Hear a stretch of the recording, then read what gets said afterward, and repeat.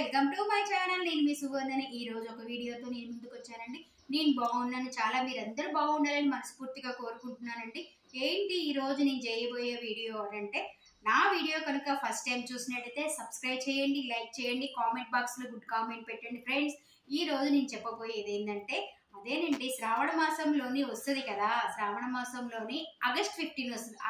August 15 తర్వాత వచ్చేది వరలక్ష్మి వ్రతం. వరలక్ష్మి వ్రతం తర్వాత వచ్చే రోజు ఏంటండి విశేషం? అదేనండి రక్షాబంధం. రక్షాబంధం అంటే అన్నా చెల్లెళ్ళ అనుబంధం. రాఖీ పండగ. రాఖీ పండగని ప్రతి ఒక్కళ్ళు దేశవ్యాప్తంగా ప్రపంచవ్యాప్తంగా జరుపుకుంటారు.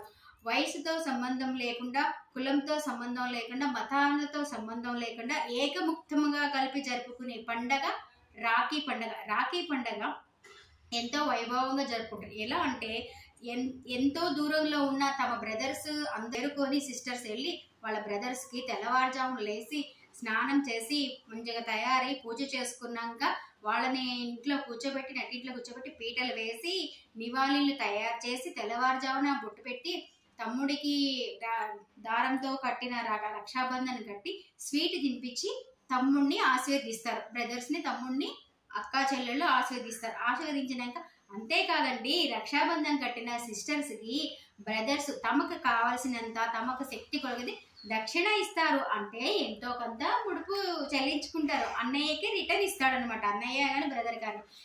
ఈ బంధాన్ని, రక్షాబంధాన్ని జీవితకాలం ఉండాలని సంవత్సరానికి ఒకసారి గుర్తింపుగా జరుపుకుంటారు. ఇలానే చాలా మంది దేశవ్యాప్తంగా విదేశాలలో కూడా ఉన్నవాళ్ళు కూడా మన తెలుగు పండుగని అక్కడ కూడా తెలుగు వాళ్ళు జరుపుకుంటారండి అందరూ. ఈ రక్షాబంధన్ అంటే చాలా చాలా విశేషాలను, ఇందులో కొన్ని స్టోరీస్ కూడా ఉన్నాయి. ఇప్పుడు మనం చెప్పుకునే అంత టైము, అంత స్పేస్ లేదు కనుక షార్ట్ కట్లో చెప్పాను.